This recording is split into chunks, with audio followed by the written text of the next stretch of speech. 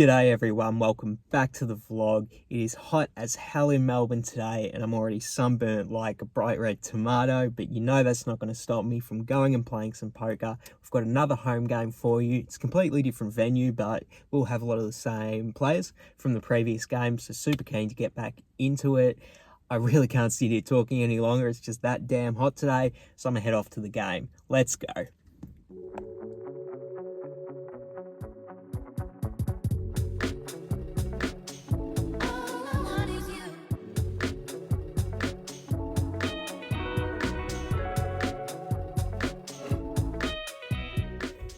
Okay, welcome back. It is currently 1:30 a.m. and I've just wrapped up the home game, so I only ended up playing about 7.5 hours this evening, which is a lot shorter than previous week's session, so pretty happy that I'm not going to be totally messed up sleep schedule and stuff, and got out early, still did put in plenty of volume. I mean, 7 hour session, that's not like a super long one, but in terms of my gameplay grade and all the different hand histories, we've got plenty to go over.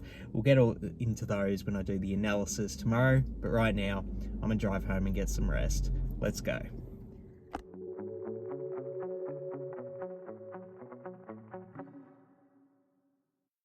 Welcome back everyone. It's currently 11 a.m. here in Melbourne, so we're about 10 hours removed from the session of poker I played last night. Most of the hand histories are super fresh in my mind. We were playing 1-3 for about the first half of the session or so, then towards the last couple of hours of the session, everyone decided to do the straddle, so we were playing 1-3-6, and you'll see towards the end of the session, the hands definitely did get a bit bigger in terms of how much money was in the pot. Plenty of interesting hands to get into. Let's get to it. So literally the very first hand of the session, I end up buying into the game for 400 when we're playing 1-3.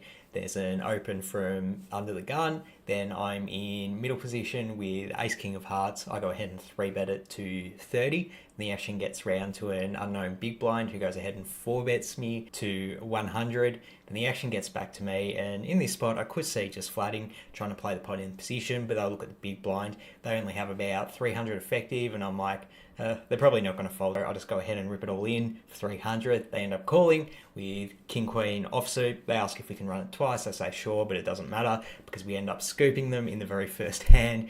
Unfortunately, because it was literally the first hand, I wasn't set up and I didn't have anything, ready to record. I literally just sat down, looked at my cards, and that's my bad. But the first interesting hand we did get on camera was this one.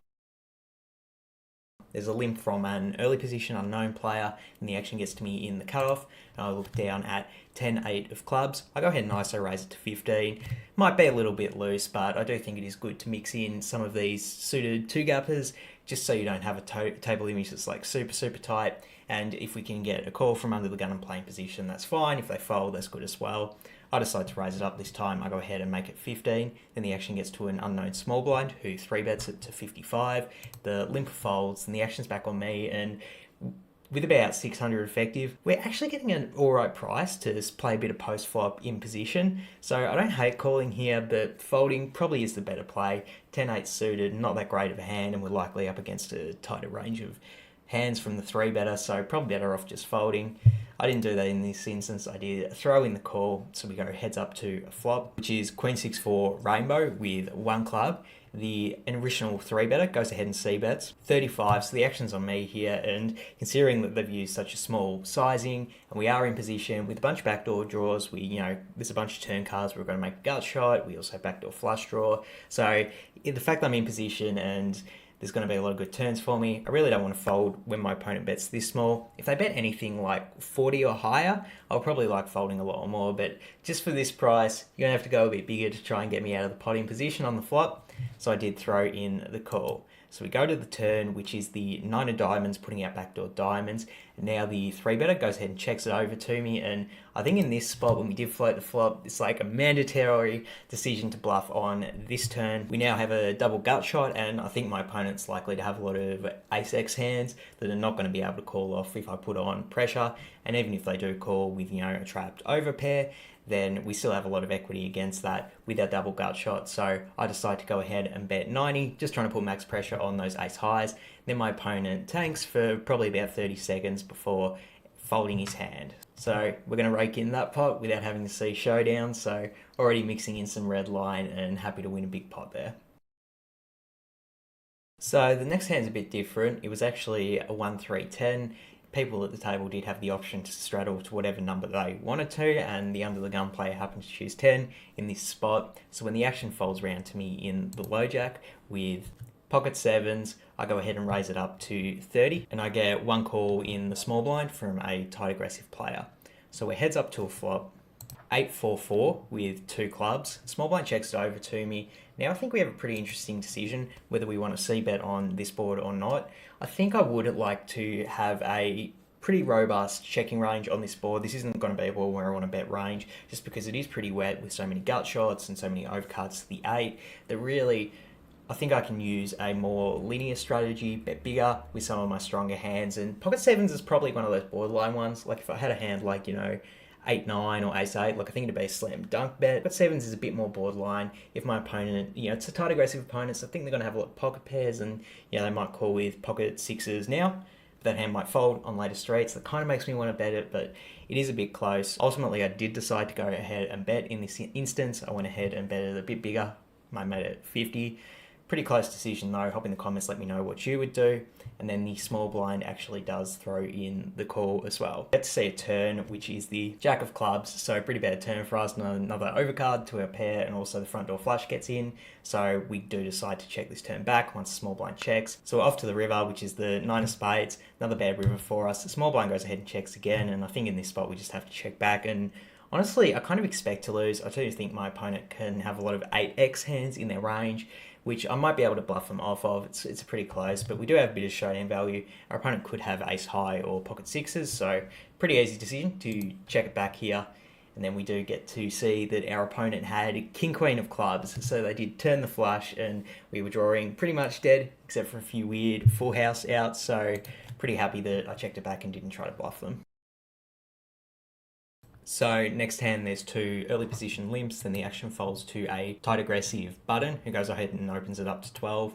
So then the action's on me in the big blind with pocket tens and slam dunk 3-bet spot here. The button's going to be opening a bit wider anyway. The little wrinkle to this hand that makes it a bit more complex is the button only started with 150 in their stack. So I actually think this is a good spot to use a smaller 3-bet sizing, just because I think they're going to be pretty inelastic when calling whatever size I use. 3-betting a bit smaller does allow me to play a bit of post flop. The opposite side of the coin to that is you could just go ahead and raise it to 150 just to try and get it all in now, but I think there is a bit more utility in trying to play a bit of post flop. So I go ahead and 3-bet it to 35, then the limpers fold and the button calls.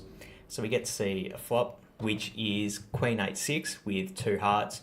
In this spot, I actually just decide to go ahead and check it over to the villain. I really just want to induce bluffs from ace-x type hands. If my opponent does have something like pocket nines, they might just bet it for protection now, and they can probably use an all-in sizing considering how small the pot is. And yeah, if I just go ahead and rip here, I can see my opponent potentially hero folding some of those pocket pairs or those ace high hands, which might go all in themselves. So I decide to check it over in this instance, and then my opponent does go ahead and bet. They do not use an all-in sizing though. They go ahead and bet 35.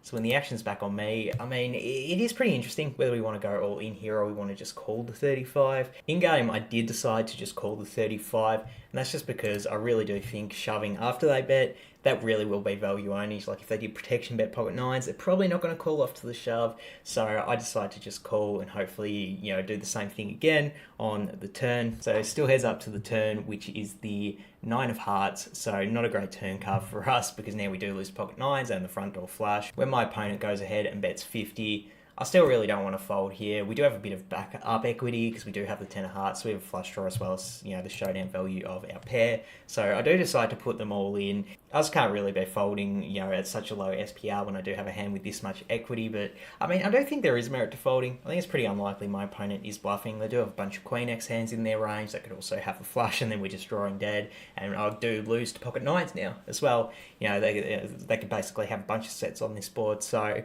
do think there might be some merit to folding. I don't decide to do it in this instance.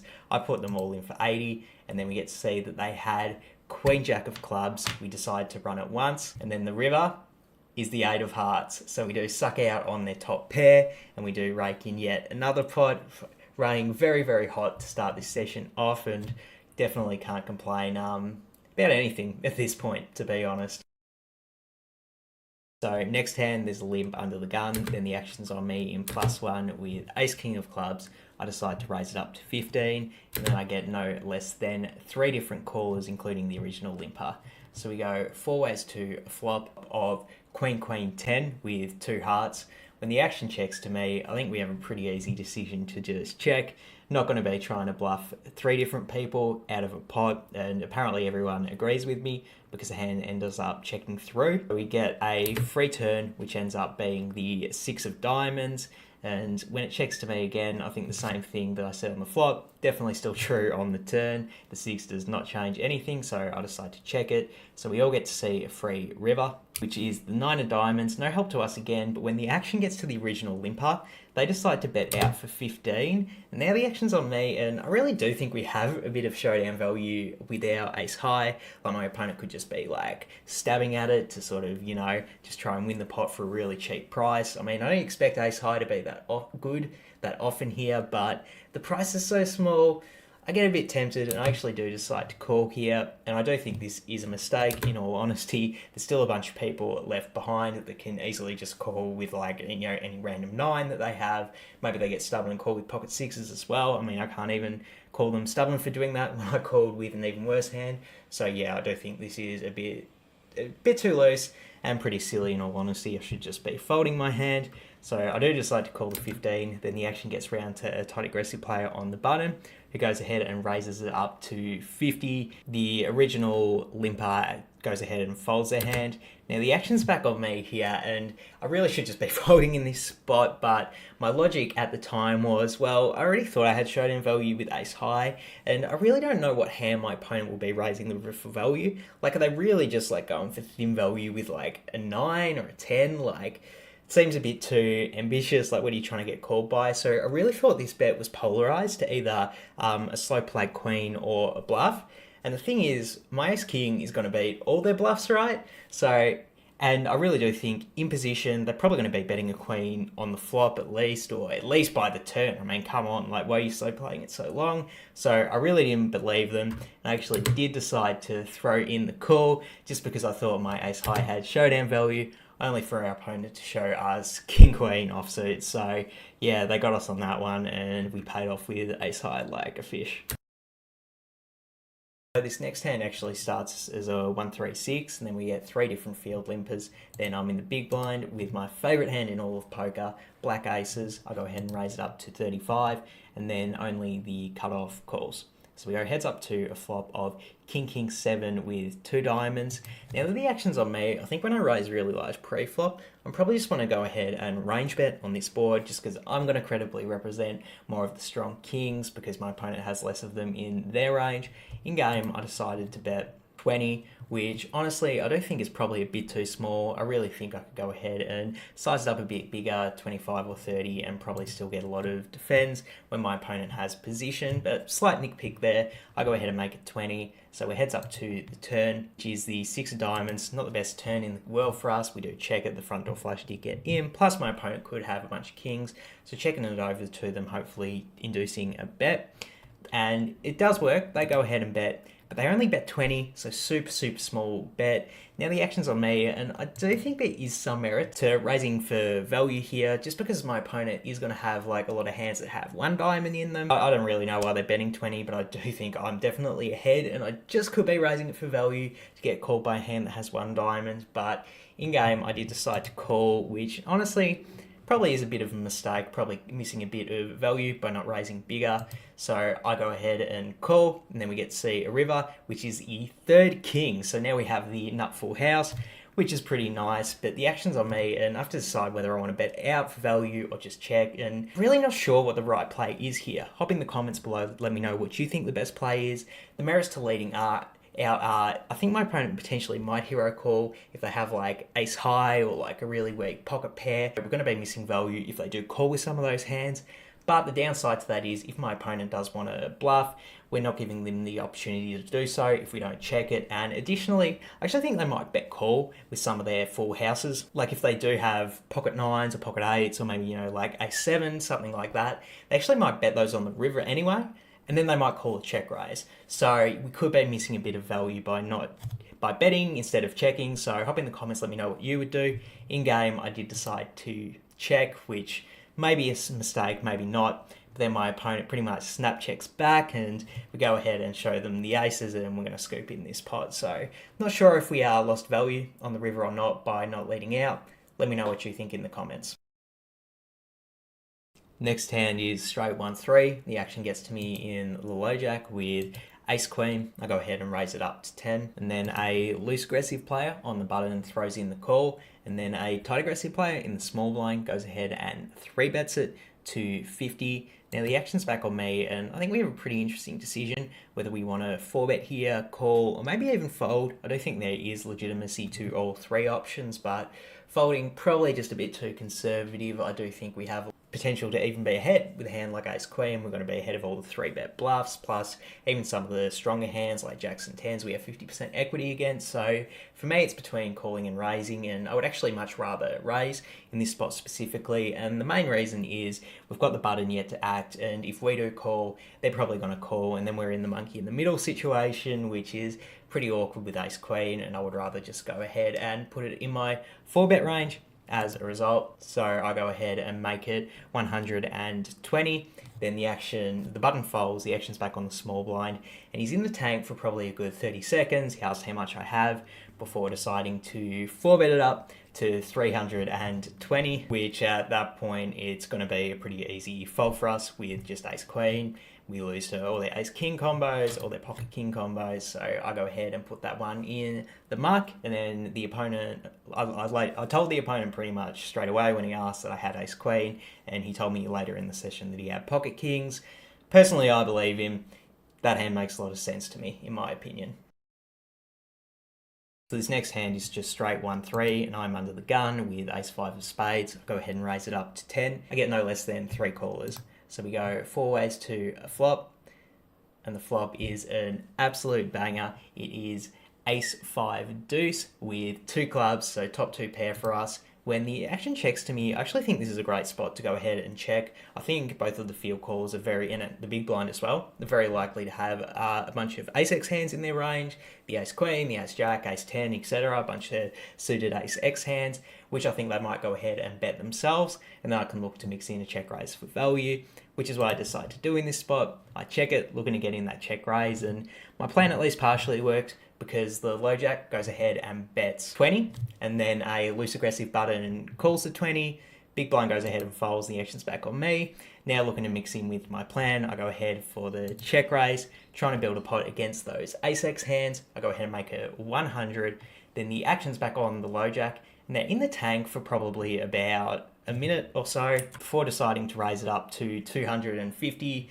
The button gets out of the way, and then the action's back on me here, and they started with about 350-ish in their stack to start on the flop, so probably just going to go ahead and go all in with my hand here. I do lose to pocket twos, and I guess they might have 4-3 suited, which is a straight, so definitely do lose to some things, but I really don't think I can go anywhere on this. And the interesting thing about this board texture, why I really don't think I can fold, is because it's the ace of hearts on the flop, which means my opponent's going to have a lot of ace-x of club hands, which we're way ahead of with our 2 pair, but that's a hand that's not only top pair, but the nut flush draw. So yeah, pretty keen to get all in with that hand as an equity favourite with 2 player, plus my opponent could have ace deuce as well. Maybe they're going a bit out of line with ace king on a wet board as well. I go ahead and put them all in for about 350. Then my opponent doesn't snap call, which is really good news for me. If they snap call, it's probably with pocket twos or a straight. So they do tank about 15 seconds or so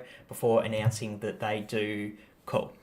So we go ahead and show them the 2 pair, and then they show us ace-4 of clubs. So not only do they have the nut flush draw, but they also have a gut shot to a straight. So this is actually going to be a pretty tight race. We decide to only run it 1 time. Turn is a repeat deuce, and then the river is the 7 of hearts. They do not get there with their flush draw, and we're still running super hot in this session because we scoop in another huge pot. Absolutely running good though that we didn't get sucked out on there. Our opponent was very close in terms of their equity. If you disagree with how I play the hand, maybe you don't check raise, maybe you lead out. Always curious to hear your opinions. Hop in the comments below. Let me know how you would have played it. The next hand is another straight 1-3, folds to me in the cutoff with King Queen of Hearts. I go ahead and raise it up to 10. And then the button, small blind, and big blind all call. So yeah, didn't get any folds with my raise there. We are 4 ways to a flop. Ace 8-6 with 2 hearts, so we actually have the nut flush draw here. But when the action checks to me, I actually just like to check back on this board. There's a few reasons why. One of them is there's so many people in the pot with so many ace-x hands. I really don't think we're going to achieve that much fold equity here. But even if we did achieve some fold equity, like, I really don't mind seeing a turn for free, letting a worse flush peel off for free, letting someone hit, a 2 pair on the turn would be cool as well with their ace-x hands. And, there's some chance the button call with ace-jack and they just go ahead and bet themselves. So, yeah, it's a pretty close spot. I think super multi-way, though, I would rather just check the nut flush, which is what I did in-game. There is a lot of merit to betting as well, and we are pretty deep, only playing 1-3 in this hand specifically. So, I check it over to the button who checks back, and then we're off to a turn. The turn is an absolute banger. It is the Jack of Hearts, so we turn the actual nuts. And the small blind does something interesting. They just go ahead and bet 5. The big blind folds, the action's back on me, and I definitely want to go ahead and raise here, really trying to build a pot, and I don't want to let my opponent get away with this weak little $5 bet. Want to mix it up for some value. I go ahead and make it 20. And then the action folds back to the small blind, who pretty much snap calls. So we're off to the river, which is the 4 of spades, which is pretty much the brickiest brick I've ever seen. The small blind goes ahead and checks over to me, and now I think we have a really, really interesting decision in terms of what sizing we want to use for a bet. The reasons I would like using a smaller size is, I think it's pretty unlikely my opponent does have a really strong hand, like a worse flush, just because they might, even 3-bet that on the turn. So I really do think it's very likely they have an ace-x type hand, and betting smaller gives that hand a good price to call. But I also kind of like overbetting here, because in my opponent's mind, they're going to know that I have a lot of hands that are like, King Queen with the King of Hearts, just the way the hand played out when I turned the nut flush draw. I could have been semi-bluff raising with that. And I do think if I had a hand like that, I might overbet bluff just because I'm blocking my opponent from potentially having the nuts. So if I'm going to do that with some of my bluffs, I should probably balance it out when I have the nuts as well. And I decide to actually go for that. In this spot, I actually do mix in the overbet. I might get 110 into a pot of 80.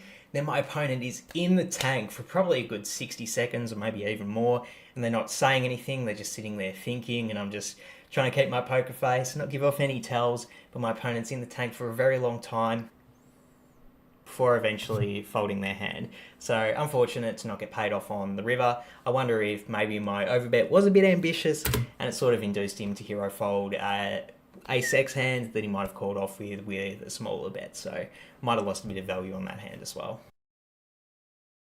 So from this point forward in the session, it's pretty much every hand is going to be straddled, sort of around when everyone was getting keen, looking to gamble it up. So every hand out from here is 1-3-6. So the next hand I didn't actually get footage of because I am a shit vlogger, but basically what happened is a relatively short stacked under the gun. They started with bet 250. They go ahead and open it up to 20, then a loose aggressive player in the cutoff calls. The action folds to me in the big blind with pocket 8s here, and I think this is pretty close whether I want to try and get it all in with the under the gun when we are so shallow effective. I think if I had pocket 9s, I would definitely be looking to 3-bet, get it in. But if I had pocket 7s, I think that would just be a pretty trivial fold. Pre-flop, just against the strong under the gun range. 8s is like right in that very awkward spot where I'm not quite sure what to do with it. But ultimately, I do decide to 3-bet, looking to get it all in. I really do think the opponent's going to be opening under the gun with a lot of like offsuit, ace-jack type hands, which we have 50% equity against. They're definitely going to have all of the stronger overpairs. But just with those hands, we have like 50% equity against, and then they might even be using worse pocket pairs as opens, like pocket 6s. I necessarily think they're going to stack off with pocket 6s, all in pre-flop, but I do think we probably have enough equity with our pocket 8s, not only in terms of the equity when we do get all in, but also the equity in terms of the fold equity that we're going to achieve by folding the other players out of the pot. So I go ahead and 3-bet it to 100, then the under the gun player does go all in for about 250, the cold caller folds. Then with me, pretty much have to call off at this point, even though I do think there's a very strong hand where behind I do throw in the call, and then my opponent shows pocket 10s, and unfortunately we can't get there against pocket 10s, and they scoop in that pot. With the straddle added into the game, the dynamics really did change, and I really found that people were just like not folding pre-flop, so my strategy moved over to more of like a linear 3-bet. I was really just waiting for a good hand, then 3-betting it when I got it, and just trying to push my equity by having really strong range of hands pre-flop. And because of this, there was a lot of spots where I'd 3-bet like ace-jack or king-queen, and then I'd still get like 3 callers, and then at that point you're probably just going to be check folding on a lot of flops. And so I did actually bleed off a lot before this next hand, probably about like 500 or so. So none of them were like a super interesting spot. It's all pretty standard 3-bet then check fold. But I think it's important to include to sort of explain what happened in this session, and definitely my strategy mindset in the hands going forward. So this next hand is definitely indicative of those dynamics I've been talking about. So the action gets to an early position player who goes ahead and limps, and then the player to their direct left goes ahead and raises up to 25, and this player has raised to 25, like honestly, probably like every hand in the previous orbit. So when the action gets to me on the button with King 10 offsuit, I even deem this hand strong enough to go ahead and 3-bet for value here. It's going to be way ahead of basically someone opening any 2 cards, but just do keep in mind when you 3-bet hands like this, you're going to bleed off a lot when you don't hit flops, but I still think it's a good move just because it is an equity favourite against their range, and like not only were they opening any 2, they were like never folding pre-flop, so you are going to get value with hands like this. It is pretty close though, and if anyone left to act in the hand starts to notice that you're 3-betting super wide, then the chances that they 4-bet bluff you definitely does increase. So the original raiser made it 25, the cutoff to my direct right throws in the call, then I go ahead and 3-bet it up to 100, then the original raiser calls, the cutoff folds, and we go heads up to a flop. So the flop comes down 9-7-4 with 2 clubs. The out of position player goes ahead and checks it over to me. The action's on me, and I think it's pretty interesting whether we want to c-bet bluff or not. And I think in this specific spot, it is a good spot to go ahead and do it, just because the opponent is calling so wide that, yeah, they're definitely going to have a few pairs on this board, and they're probably not going to fold those to one single bet. But the thing is, if they're calling with a bunch of stuff that has like 7x, they're going to have a bunch of like Jack 10 offsuit, King Queen, that are going to be put in a pretty corrupt spot when I bet, considering they're out of position. So I really do think we will get a lot of folds if we c-bet this board. At an equilibrium play, this would definitely be too loose, but we're trying to mix in an exploit because I think my opponent might under-defend to a c-bet here. I go ahead and bet 70. Then the opponent pretty much snap calls. So the turn is the 7 of hearts. It's a repeat card, and it's also putting out backdoor hearts. The opponent checks it over to me, and now I think we have another pretty interesting decision whether we want to keep betting or not. I really hadn't been c-betting much, like I explained, you know, because the pots were multi-way, and I really want to try and bluff people multi-way. I really have been check folding a lot on flops, so I think if I keep betting here, it will like, just intuitively, I think my opponent will like put me on a very strong hand, not only 3-betting pre-flop, but then continuing to barrel. That I think like probably do have a bunch of ace-x hands which they're just going to fold anyway. But even if my opponent has one of the stronger hands in their range, like 10-9, like ace-9, I actually do think that I have some fold equity against those hands, even against an opponent who doesn't like to fold, just because I do have that table image where I don't like bluff a lot post-flop. So I'm trying to use that image to my advantage. So I go ahead and bet 150, hoping that my opponent folds, and then they're in the tank for probably about 30 seconds, and they actually say like, I really think you have pocket aces here, before eventually folding their hand. So absolutely stoked that I was sort of keyed in and paying attention to the dynamics of this hand, and I had the nerve to put in that second bullet, and I rake in this pot as a result. So we're about 7 hours into the session at this point, and I actually decided to call orbit at the start of this orbit, and now I am under the gun, and then I look down at ace king offsuit. I go ahead and raise it up to 15, and then a passive cutoff calls before the action gets to the same loose aggressive opponent from the last hand. They go ahead and 3-bet it to 65. When the action gets back to me here, usually I would mix in a lot of calls with my ace king offsuit combinations in an early position versus button 3-bet dynamic, just because that range is supposed to be very tight. You can sort of just decrease your frequency by only using the suited combinations, but in this spot, I think they're 3-betting so wide and they're playing so many hands pre-flop that there's just so much value for me to get by 4-betting ace king here. So absolutely going to go for it in this spot. I go ahead and 4-bet to 160. Then the cutoff folds, the action's back on the button, and they throw in the call. So we are heads up to a flop, and then the flop is Jack 6-4 with 2 hearts. I actually think this is a slam dunk spot to go ahead and c-bet. In 4-bet pots, when you're the 4-better, you really want to go ahead and c-bet on most boards, just because the equity of hands that you're 4-betting pre-flop is so strong that it makes a lot of sense to have a range bet. But I decided to check in this spot, and I really do think it is a mistake I made because I was fatigued, it's late in the session. I wanted to try and induce a bet from a loose aggressive opponent, which does make sense, but I really do think betting a small sizing is the far superior play. I go ahead and check it over to them, and they pretty much check back straight away. So we're still heads up to a turn. The turn is absolutely beautiful. It is the king of diamonds, so we do make a pair of kings on the turn. Definitely going to go ahead and bet my ace king for value here. I go ahead and make it 120. Then my opponent pretty much snuckles straight away, so pretty happy to get some action here with our ace king. We're off to the river. It's the 4 of clubs, so it's a repeat 4, which again, pretty significant brick in terms of the board texture. The action's on me here, and I have about, well, there's about 400 effective in my opponent's stack, and the pot's already 585, so pretty clear decision to go all in my opinion. Just hoping to fade a snap call here with like a king jack or a slow plate set. So we go ahead and move it all in, and then my opponent hits the tank, and we're okay. We're definitely good here with their ace king. And they start trying to talk to me. They're like, oh, would you really check ace king on the flop? Oh, this is so sick when you just have pocket kings.